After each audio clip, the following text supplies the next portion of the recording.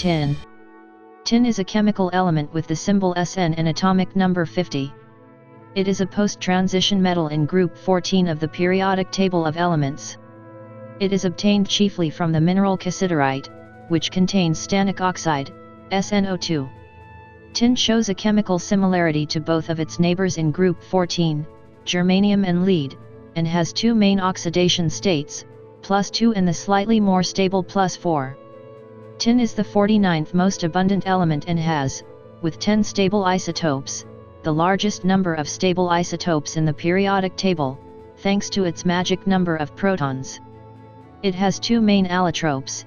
At room temperature, the stable allotrope is beta tin, a silvery white, malleable metal, but at low temperatures it transforms into the less dense gray alpha tin, which has the diamond cubic structure. Metallic tin does not easily oxidize in air. The first tin alloy used on a large scale was bronze, made of 1/8 tin and 7/8 copper, from as early as 3000 BC. After 600 BC, pure metallic tin was produced. Pewter, which is an alloy of 85–90% tin with the remainder commonly consisting of copper, antimony, and lead, was used for flatware from the Bronze Age until the 20th century. In modern times, tin is used in many alloys, most notably tin/lead soft solders, which are typically 60% or more tin, and in the manufacture of transparent, electrically conducting films of indium tin oxide in optoelectronic applications. Another large application for tin is corrosion-resistant tin plating of steel. Because of the low toxicity of inorganic tin, tin-plated steel is widely used for food packaging as tin cans. However, some organoidine compounds can be almost as toxic as cyanide. Tin is a soft, malleable, ductile, and highly crystalline silvery white metal. When a bar of tin is bent, a crackling sound known as the tin cry can be heard from the twinning of the crystals. Tin melts at low temperatures of about 232 degrees C, the lowest in group 14. The melting point is further lowered to 177.3 degrees C for 11 nm particles. Beta tin, which is stable at and above room temperature, is malleable. In contrast, alpha tin, which is stable below 13.2 degrees C, is brittle. Alpha tin has a diamond cubic crystal structure, similar to diamond, silicon, or germanium. Alpha tin has no metallic properties at all because its atoms form a covalent structure in which electrons cannot move freely. It is a dull gray powdery material with no common uses other than a few specialized semiconductor applications. These two allotropes, alpha tin and beta tin, are more commonly known as gray tin and white tin, respectively. Two more allotropes, gamma and sigma, exist at temperatures above 161 degrees C and pressures above several GPa. In cold conditions, beta tin tends to transform spontaneously into alpha tin, a phenomenon known as tin pest. Although the alpha-beta transformation temperature is nominally 13.2 degrees C, impurities lower the transition temperature well below 0 degrees C and, on the addition of antimony or bismuth, the transformation might not occur at all, increasing the durability of the tin. Commercial grades of tin resist transformation because of the inhibiting effect of the small amounts of bismuth, antimony, lead, and silver present as impurities. Alloying elements such as copper, antimony, bismuth, cadmium, and silver increase its hardness. Tin tends rather easily to form hard, brittle intermetallic phases, which are often undesirable. It does not form wide solid solution ranges in other metals in general, and few elements have appreciable solid solubility in tin. Simple eutectic systems, however, occur with bismuth, gallium, lead, thallium and zinc. Tin becomes a superconductor below 3.72 K and was one of the first superconductors to be studied. The Meissner effect, one of the characteristic features of superconductors, was first discovered in superconducting tin crystals. Tin resists corrosion from water, but can be attacked by acids and alkalis. Tin can be highly polished and is used as a protective coat for other metals. A protective oxide layer prevents further oxidation, the same that forms on pewter and other tin alloys. Tin acts as a catalyst when oxygen is in solution and helps to accelerate the chemical reaction. Tin has 10 stable isotopes, with atomic masses of 112, 114 through 120, 122 and 124, the greatest number of any element. Of these, the most abundant are 120Sn, 118Sn, and 116Sn, while the least abundant is 115Sn. The isotopes with even mass numbers have no nuclear spin, while those with odd have a spin of plus 1/2.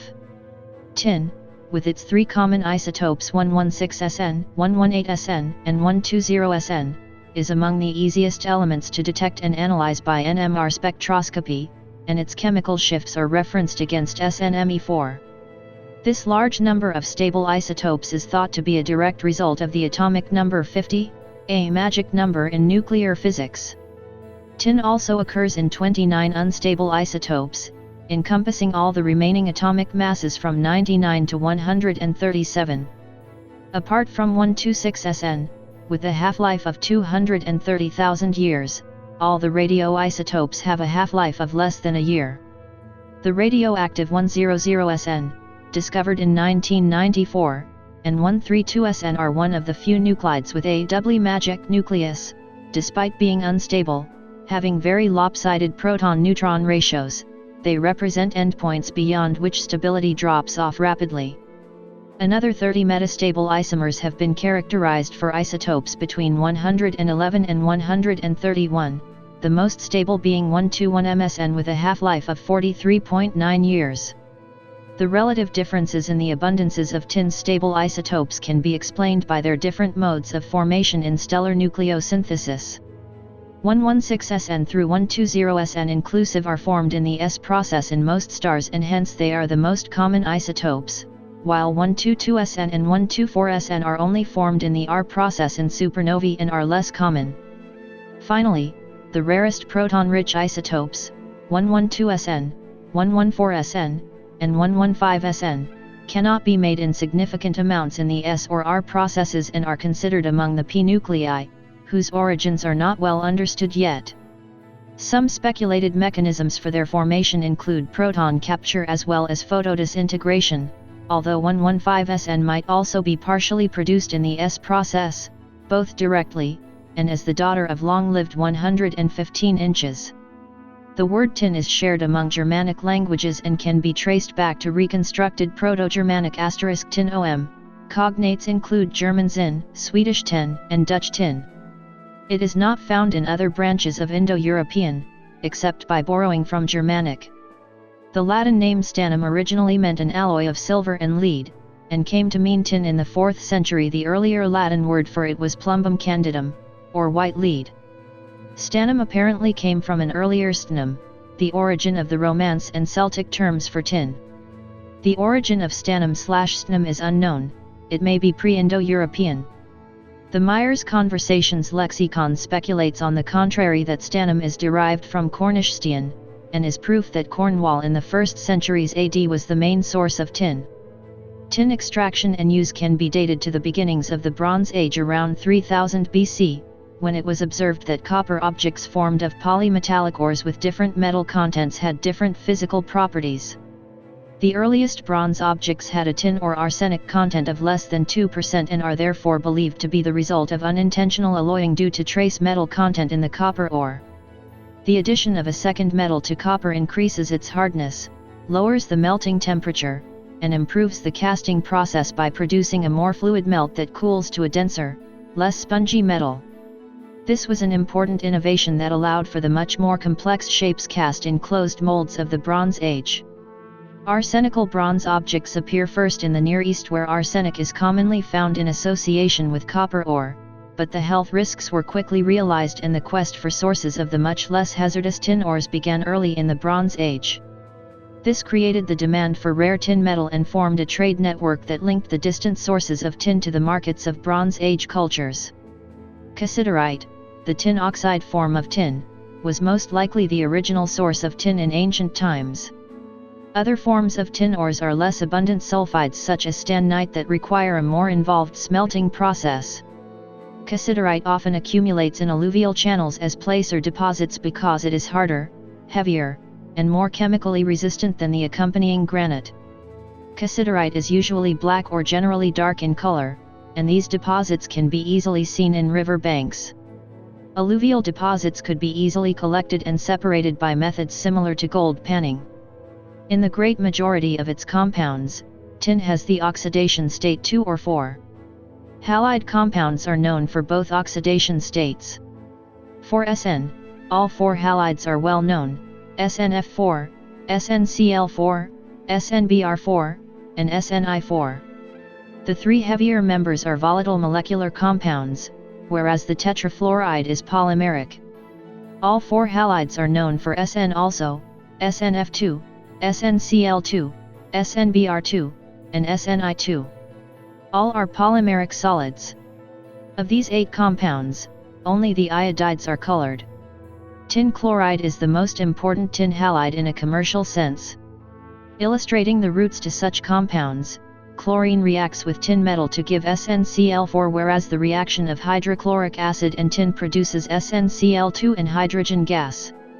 Alternatively, SnCl4 and Sn combine to stannous chloride by a process called comproportionation.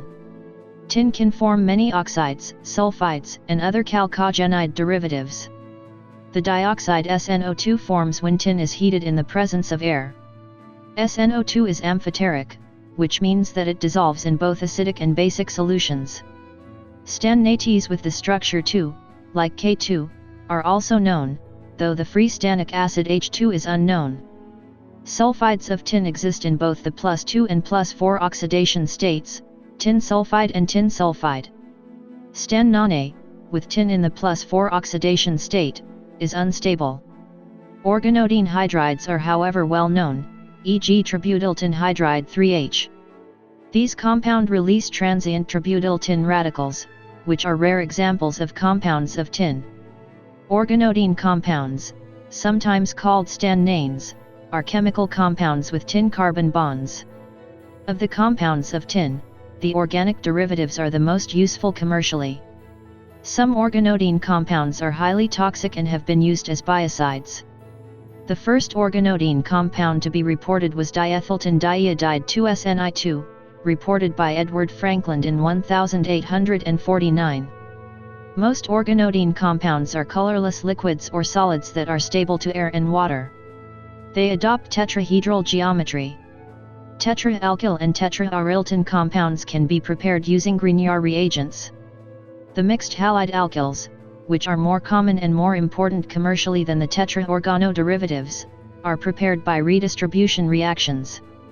Divalent organoidine compounds are uncommon, although more common than related divalent organogermanium and organosilicon compounds. The greater stabilization enjoyed by Sn is attributed to the inert pair effect. Organoidine compounds include both stannylins and distannylines, which are roughly equivalent to alkenes.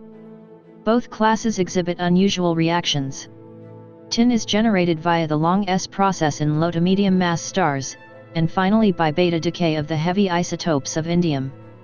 Tin is the 49th most abundant element in Earth's crust, representing 2 ppm compared with 75 ppm for zinc, 50 ppm for copper, and 14 ppm for lead. Tin does not occur as the native element but must be extracted from various ores.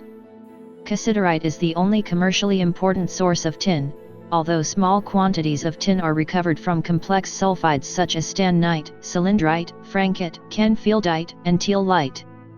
Minerals with tin are almost always associated with granite rock, usually at a level of 1% tin oxide content. Because of the higher specific gravity of tin dioxide, about 80% of mined tin is from secondary deposits found downstream from the primary lodes. Tin is often recovered from granules washed downstream in the past and deposited in valleys or the sea. The most economical ways of mining tin are by dredging, hydraulicking, or open pits. Most of the world's tin is produced from placer deposits, which can contain as little as 0.015% tin. About 253,000 tons of tin have been mined in 2011, mostly in China, Indonesia, Peru, Bolivia, and Brazil. Estimates of tin production have historically varied with the dynamics of economic feasibility and the development of mining technologies, but it is estimated that, at current consumption rates and technologies, the Earth will run out of mineable tin in 40 years. Lester Brown has suggested tin could run out within 20 years based on an extremely conservative extrapolation of 2% growth per year. Secondary, or scrap, tin is also an important source of the metal. Recovery of tin through secondary production, or recycling of scrap tin, is increasing rapidly. Whereas the United States has neither mined since 1993 nor smelted tin since 1989, it was the largest secondary producer, recycling nearly 14,000 tons in 2006. New deposits are reported in southern Mongolia, and in 2009, new deposits of tin were discovered in Colombia by the Seminole Group Colombia CI.SAS. Tin is produced by carbothermic reduction of the oxide ore with carbon or coke. Both reverberatory furnace and electric furnace can be used. The 10 largest companies produced most of the world's tin in 2007. Most of the world's tin is traded on the London Metal Exchange, from 8 countries, under 17 brands. An International Tin Council was established in 1947 to control the price of tin, until it collapsed in 1985. In 1984, an association of tin-producing countries was created, with Australia, Bolivia, Indonesia, Malaysia, Nigeria, Thailand, and Zaire as members. Tin is unique among other mineral commodities because of the complex agreements between producer countries and consumer countries dating back to 1921. The earlier agreements tended to be somewhat informal and sporadic and led to the first International Tin Agreement in 1956, the first of a continuously numbered series that effectively collapsed in 1985. Through this series of agreements, the International Tin Council had a considerable effect on tin prices. The ITC supported the price of tin during periods of low prices by buying tin for its buffer stockpile and was able to restrain the price during periods of high prices by selling tin from the stockpile. This was an anti-free market approach, designed to assure a sufficient flow of tin to consumer countries and a profit for producer countries. However, the buffer stockpile was not sufficiently large, and during most of those 29 years tin prices rose, sometimes sharply, especially from 1973 through 1980 when rampant inflation plagued many world economies. During the late 1970s and early 1980s, the U.S. government tin stockpile was in an aggressive selling mode, partly to take advantage of the historically high tin prices. The sharp recession of 1981-82 proved to be quite harsh on the tin industry. Tin consumption declined dramatically. The ITC was able to avoid truly steep declines through accelerated buying for its buffer stockpile. This activity required the ITC to borrow extensively from banks and metal trading firms to augment its resources. The ITC continued to borrow until late 1985 when it reached its credit limit. Immediately, a major tin crisis followed. Tin was delisted from trading on the London Metal Exchange for about 3 years. The ITC dissolved soon afterward, and the price of tin, now in a free market environment, plummeted sharply to $4 per pound and remained at that level through the 1990s. The price increased again by 2010 with a rebound in consumption following the 2008-09 world economic crisis, accompanying restocking and continued growth in consumption by the world's developing economies. London Metal Exchange is the principal trading site for tin. Other tin contract markets are Kuala Lumpur Tin Market and Indonesia Tin Exchange. The price per kg over years. In 2006, about half of all tin produced was used in solder. The rest was divided between tin plating, tin chemicals, brass and bronze alloys, and niche uses. Tin has long been used in alloys with lead as solder, in amounts 5 to 70% W/W. Tin with lead forms a eutectic mixture at the weight proportion of 61.9% tin and 38.1% lead, with melting temperature of 183 degrees C. Such solders are primarily used for joining pipes or electric circuits. Since the European Union Waste Electrical and Electronic Equipment Directive and Restriction of Hazardous Substances Directive came into effect on July 1, 2006, the lead content in such alloys has decreased. Replacing lead has many problems, including a higher melting point, and the formation of tin whiskers causing electrical problems. Tin pest can occur in lead-free solders, leading to loss of the soldered joint. Replacement alloys are rapidly being found, although problems of joint integrity remain. Tin bonds readily to iron and is used for coating lead, zinc and steel to prevent corrosion. Tin-plated steel containers are widely used for food preservation, and this forms a large part of the market for metallic tin. A tin plate canister for preserving food was first manufactured in London in 1812. Speakers of British English call them tins, while speakers of American English call them cans or tin cans. One derivation of such use is the slang term tinny or tinny, meaning can of beer in Australia. The tin whistle is so called because it was first mass-produced in tin-plated steel. Copper cooking vessels such as saucepans and frying pans are frequently lined with a thin plating of tin, since the combination of acid foods with copper can be toxic. Tin in combination with other elements forms a wide variety of useful alloys. Tin is most commonly alloyed with copper. Pewter is 85–99% tin, bearing metal has a high percentage of tin as well. Bronze is mostly copper, while addition of phosphorus gives phosphor bronze. Bell metal is also a copper-tin alloy, containing 22% tin. Tin has sometimes been used in coinage. For example, it once formed a single-digit percentage of American and Canadian pennies. Because copper is often the major metal in such coins, sometimes including zinc, these could be called bronze and or brass alloys. The niobium tin compound Nb3SN is commercially used in coils of superconducting magnets for its high critical temperature and critical magnetic field. A superconducting magnet weighing as little as 2 kg is capable of the magnetic field of a conventional electromagnet weighing tons.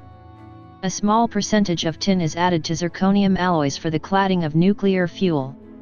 Most metal pipes in a pipe organ are of a tin/lead alloy, with 50/50ths being the most common composition.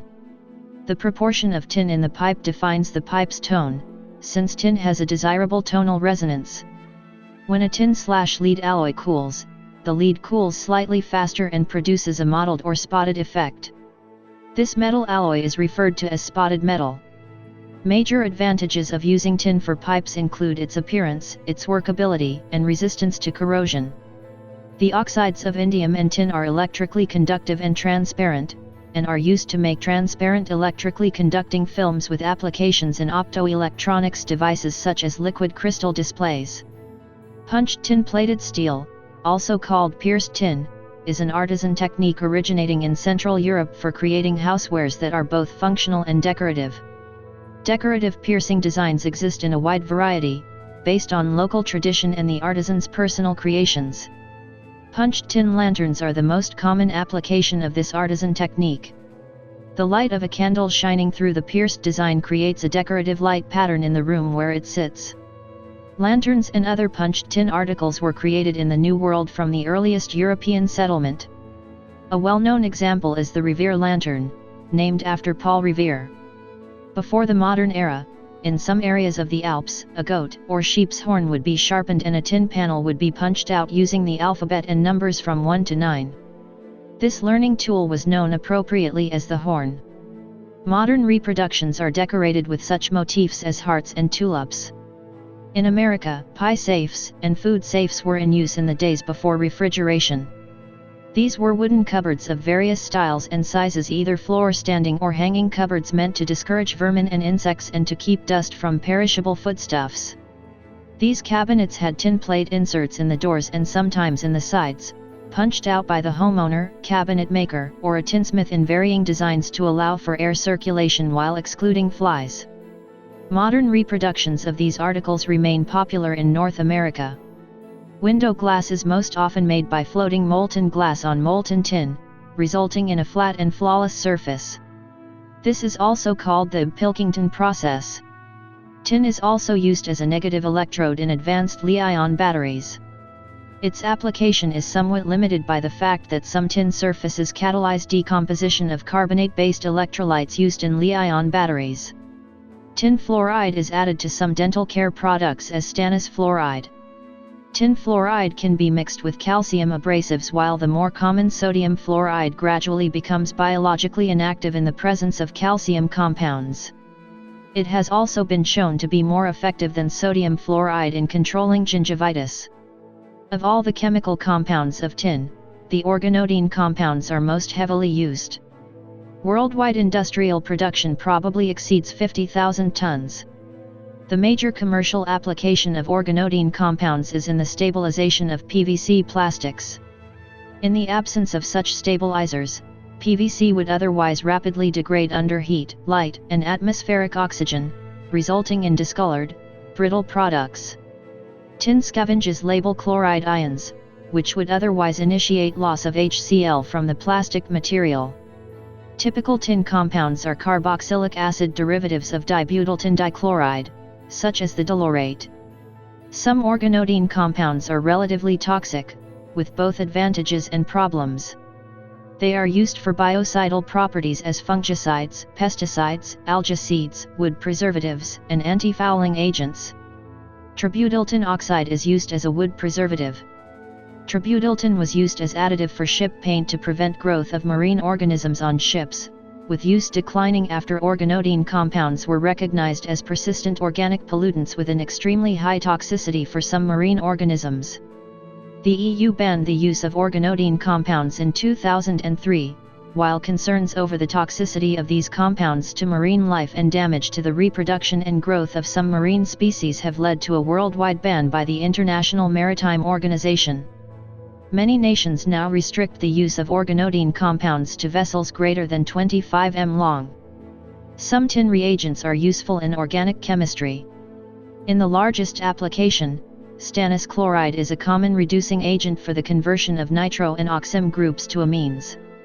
The Still reaction couples organoidine compounds with organic halides or pseudo-halides. Tin forms several intermetallic phases with lithium metal, making it a potentially attractive material for battery applications. Large volumetric expansion of tin upon alloying with lithium and instability of the tin organic electrolyte interface at low electrochemical potentials are the greatest challenges to employment in commercial cells. The problem was partially solved by Sony. Tin intermetallic compound with cobalt and carbon has been implemented by Sony in its Nexalion cells released in the late 2000s. The composition of the active material is approximately SN 0.3 CO 0.4 C 0.3. Recent research showed that only some crystalline facets of tetragonal SN are responsible for undesirable electrochemical activity. Cases of poisoning from tin metal, its oxides, and its salts are almost unknown. On the other hand, certain organoidine compounds are almost as toxic as cyanide. Exposure to tin in the workplace can occur by inhalation, skin contact, and eye contact. The Occupational Safety and Health Administration has set the legal limit for tin exposure in the workplace as 2 mg/m3 over an 8-hour workday. The National Institute for Occupational Safety and Health has determined a recommended exposure limit of 2 mg/m3 over an 8-hour workday. At levels of 100 mg/m3, tin is immediately dangerous to life and health.